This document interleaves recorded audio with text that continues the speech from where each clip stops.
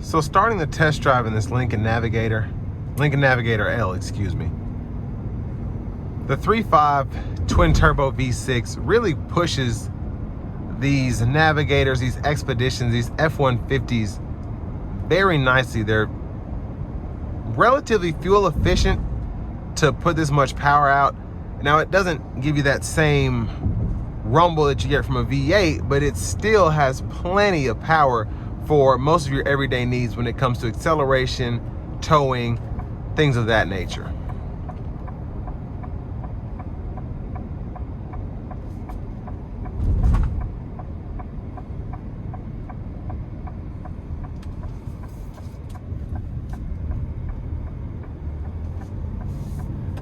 Now in this drive mode here, this conserve, I can feel the output being dialed back, but for the most part it makes for a calmer ride. Now in the pedal you feel a bit more with the fuel management, trying to just limit your fuel consumption. But I mean, it's not really something that would bother you once you get used to it.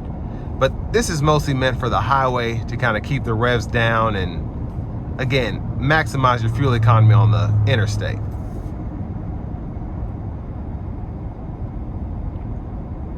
Now I will say, surprisingly, and I'm only doing about 45, 50 miles per hour, these 24-inch wheels are not overly loud. Now I will say, on this somewhat rough stretch of pavement, I can feel them a bit more than I felt other vehicles with 22s, 20s, and smaller.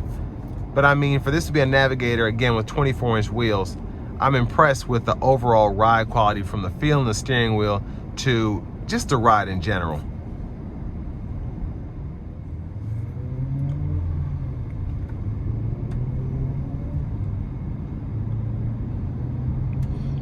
Now in terms of the space, I mean, it is so spacious in this driver's seat. I've scooted it back a little bit just so I can see the road a bit more.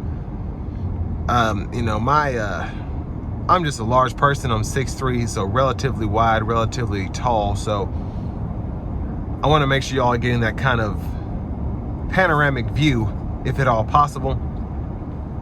But I'm able to adjust this seat so much that I can almost have too much space. And in most vehicles, about 99% of the ones I've reviewed over my life, that's not really a thing. But here I feel like I can get so far back that it's kind of hard to be comfortable reaching the gas pedal and the brake pedal. And that's saying a lot in terms of having a vehicle that will fit a larger person.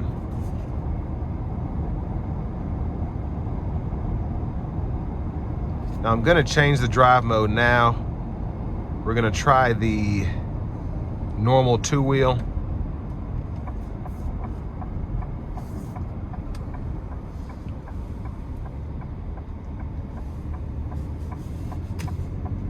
Feels a bit more peppy, still smooth. I feel like I can just feel the turbo spool a bit more. I mean, it feels quick with little throttle.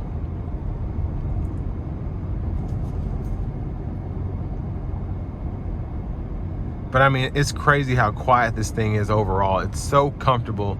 It's almost silent driving down the road, even though you have a twin turbo V6 running at all times, unless the auto stop enables. Now, what I've always liked about these EcoBoost V6 is they have a nice rumble to them, like through the exhaust and everything. It's a great sound, but when you let off the throttle, it's like the engine cuts off, almost like a hybrid or something. That's how quiet it is. So it's very impressive how Ford is able to make this twin turbo V6 work, and how it's been able to do so over several years.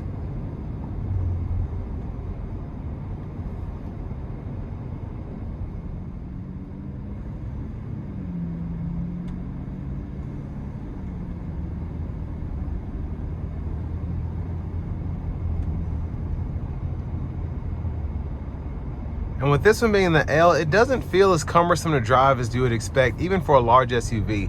I feel like the Navigators, the Expeditions, they're big vehicles, so very spacious on the inside. They have a pretty large footprint in terms of driving on the outside, but the maneuverability does not feel like what you expect a large SUV to feel.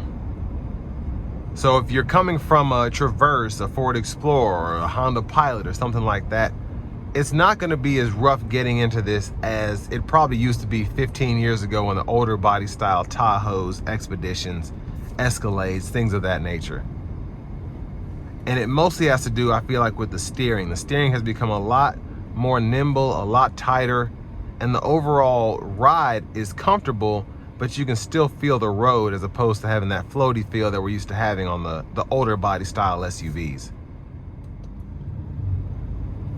So I'm putting it into the Excite mode now, and that livens it up. The throttle response is basically maxed out. Feels very, very quick. And I think I'm gonna have a little space to do a good pull here. We'll see.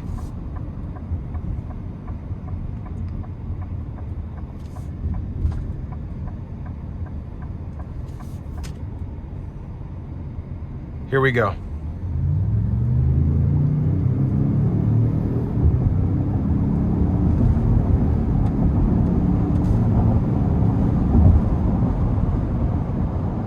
So didn't give it too much. I just wanted you to kind of hear it.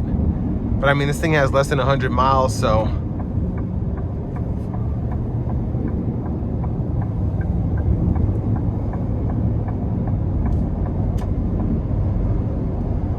But I'm gonna give one more huge thanks to Ford, Lincoln, and Franklin here in Franklin, Tennessee for allowing me to review this Navigator L today.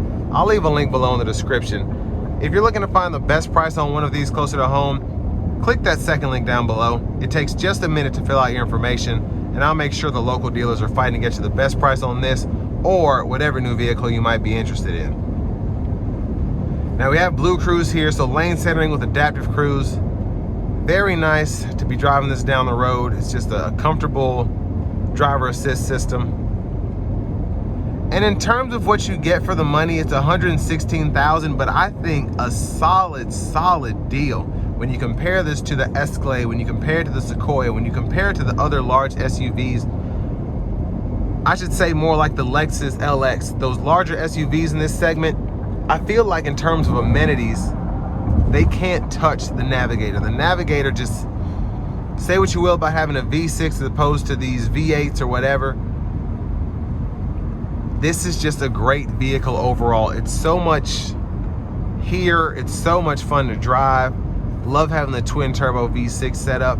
It's just a great vehicle if you're in this segment. If you want 3 rows, you want something like a Suburban, you want something like a Wagoneer L, it's hard to beat this here. It knocks it out of the park.